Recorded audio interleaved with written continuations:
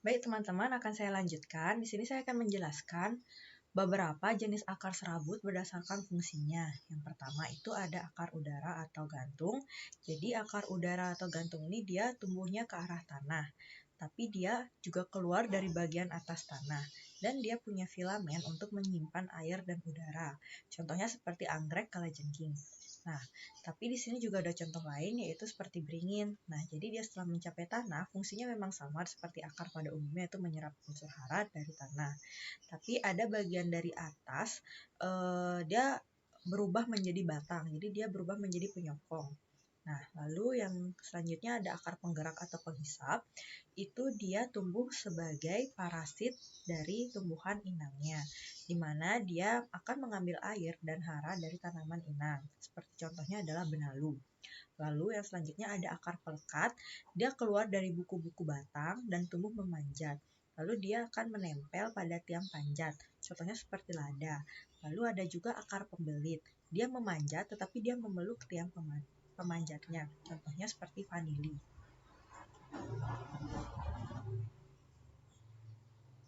Lalu ada akar napas, itu cabang-cabang akar itu tumbuh tegak lurus ke atas sehingga muncul dari permukaan tanah.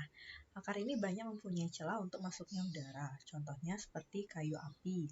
Lalu ada akar tunjang, akar yang tumbuh dari bagian bawah batang menuju ke segala arah, seolah-olah menopang batang agar tidak mudah rebah, contohnya seperti pandan. Lalu ada akar lutut, dia bagian akarnya tumbuh ke atas, kemudian membengkok lagi ke dalam tanah, contohnya pohon tanjang. Lalu ada akar banir, dia terbentuk seperti papan-papan yang disusun miring untuk memperkuat batangnya. Contohnya seperti sukun dan kenari.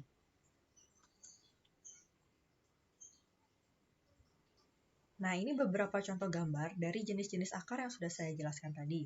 Di situ ada akar pelekat, dia akan melilit di batang dari tanaman itu sendiri. Lalu ada akar penghisap. Lalu ini ada akar nafas, jadi dia tumbuh dari dalam tanah keluar tanah. Jadi dia ada kayak akarnya tuh mencuat ke luar. Nah, itu akar nafas. Lalu ada akar pembelit juga, dia membelit di tiang seperti vanili ya, di tiang penyokongnya. Lalu ini ada akar tunjang, dia akan bentuknya juga menyokong batang seperti itu. Dia keluar dari tidak di dalam tanah, tapi dari batangnya. Lalu dia akan mencari tanahnya. Jadi dia juga di sana bertanggung jawab menyokong dari tanaman itu.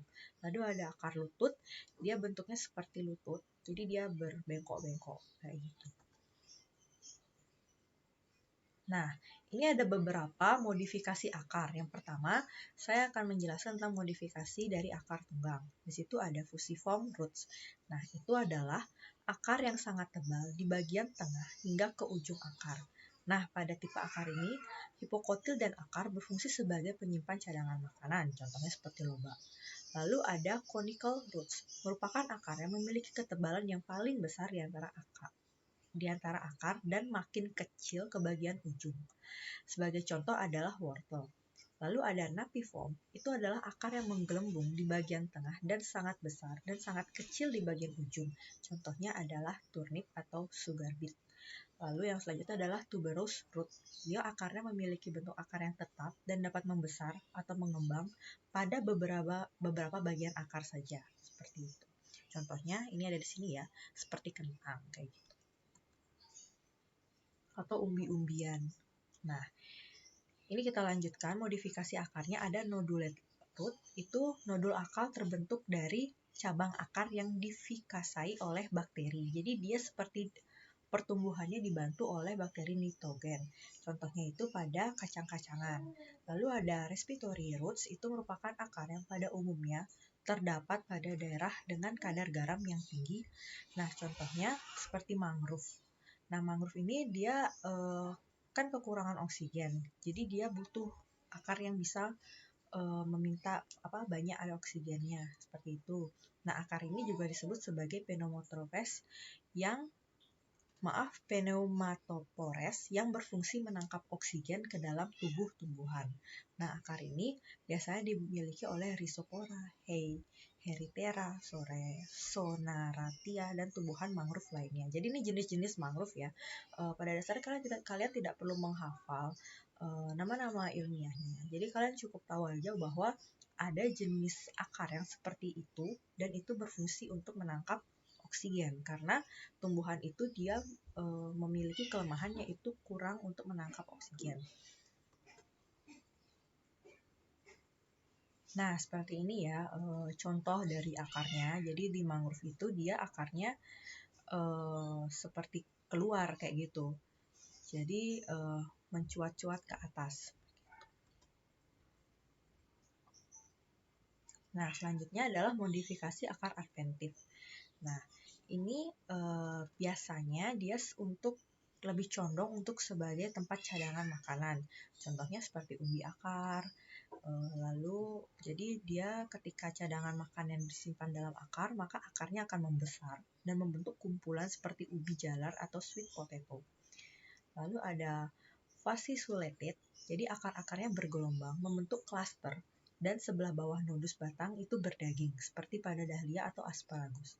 Lalu ada nodulus, nah itu tipe ujung dari akarnya itu mengembang ke arah atas, seperti pada melilotus atau kurkuma seperti kunyit. Nah lalu bedit atau moniliform itu akarnya mengembang ke arah atas seperti kancing pada tempat-tempat yang berbeda pada interval yang teratur seperti vitis atau pare.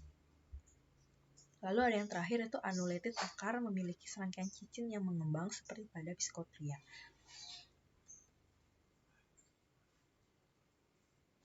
Nah, di antara semua jenis-jenis akar tersebut, ada juga reproduktif akar, di mana akarnya itu berdaging, atau akar itu adventif yang digunakan sebagai organ reproduksi juga, seperti pada kentang, sweet potato, dan dahlia. Jadi, dia akar, lalu selanjutnya juga seperti akar daun. Lalu, di mana contohnya itu seperti salvinia. Nah, jadi satu daun pada setiap nodus itu bermodifikasi menjadi struktur menyerupai akar dan bercabang-cabang ke dalam air. Jadi di sini daun akar itu juga terkadang dia ada sebutannya akar daun seperti contohnya tuh ya salvinia itu dan dia berfungsi juga reproduktif. Jadi sebagai organ reproduksi. Nah, tapi tidak semua akar seperti itu. Nah, ini merupakan tugas yang akan saya berikan kepada kalian di mana masing-masing dari kalian saya harapkan memberikan 10 contoh tanaman obat yang berasal dari akar. Nah, lalu di mana kalian bisa mengerjakannya, silakan kalian lihat pada ruang tugas di halaman web ini. Sekian materi dari saya harap bisa diterima dengan baik. Saya tutup.